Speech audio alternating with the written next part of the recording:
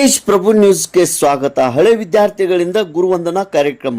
ಯಮಕನಮರಡಿಯ ಸ್ಥಳೀಯ ಸಿಇಎಸ್ ಪ್ರೌಢಶಾಲೆಯ 1982-83ನೇ ಸಾಲಿನ 10ನೇ ತರಗತಿ ವಿದ್ಯಾರ್ಥಿಗಳಿಂದ ದಿನಾಂಕ 23 ಮೇ 2026ರಂದು ಸ್ಥಳೀಯ ಗುರುಸಿದ್ಧ ಮಹಾಸ್ವಾಮಿಗಳ ಕಲ್ಯಾಣ ಮಂಟಪದಲ್ಲಿ ಗುರುವಂದನಾ ಮತ್ತು ಸನ್ಮಾನ ಕಾರ್ಯಕ್ರಮವನ್ನು ಆಯೋಜಿಸಲಾಗಿತ್ತು. ಈ ಸಂದರ್ಭದಲ್ಲಿ ನಿವೃತ್ತಿ ಶಿಕ್ಷಕರಾದ ಎಸ್.ಜಿ. ಕುಂಬಾರ್, ಎಸ್.ಎನ್.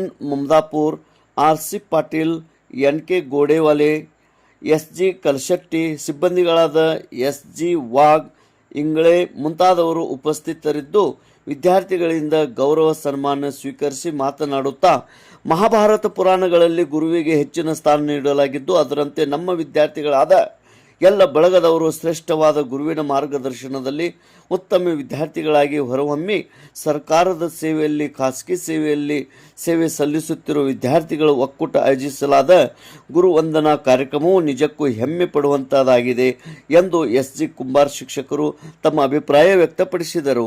ಹೆತ್ತ ತಂದೆ ತಾಯಿಗಿಂತ ಬದುಕುವ ಮಾರ್ಗ ತೋರಿದವರೇ ನಿಜವಾದ ಗುರುಗಳು ಎಂದು ವಿದ್ಯಾರ್ಥಿಗಳ ಅನಿಸಿಕೆಯನ್ನು ವ್ಯಕ್ತಪಡಿಸಿದರು. ಈ ಸಂದರ್ಭದಲ್ಲಿ ನಿವೃತ್ತಿ ಶಿಕ್ಷಕರಾದ ಎಸ್.ಸಿ. ಗೋಡಿವಾಲೆ ಸೇರಿದಂತೆ ನಿವೃತ್ತಿ ಶಿಕ್ಷಕರು ಮಾತನಾಡಿದರು.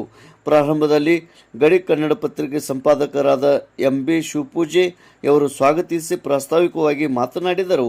ಅದರಂತೆ ಲೋಕೇಶ್ ಅಲೋಡಿ ಹಾಗೂ ಅನೇಕ ವಿದ್ಯಾರ್ಥಿಗಳು ತಮ್ಮ ಅನಿಸಿಕೆ ವ್ಯಕ್ತಪಡಿಸಿದರು.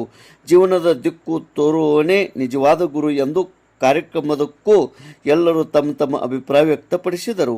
ಸುಮಾರು ವರ್ಷಗಳ ಕಾಲ ಉಳಿದಿರುವ ಸದರಿ ಗುರುವಂದನಾ ಕಾರ್ಯಕ್ರಮವನ್ನು ಆಯೋಜನೆ ಮಾಡಲು ಶ್ರಮಿಸಿದವರನ್ನು ಈ ಸಂದರ್ಭದಲ್ಲಿ ಸನ್ಮಾನಿಸಲಾಯಿತು. ಕೊನೆಗೆ ಯಮನಪ್ಪ ಚಿವಣ್ಣವರ್ ವಂದನಾರ್ಪಣೆ ಸಲ್ಲಿಸಿದರು. ತೇಜ್ ಪ್ರಭು ನ್ಯೂಸ್, ಯಮಕನಮರಡಿ.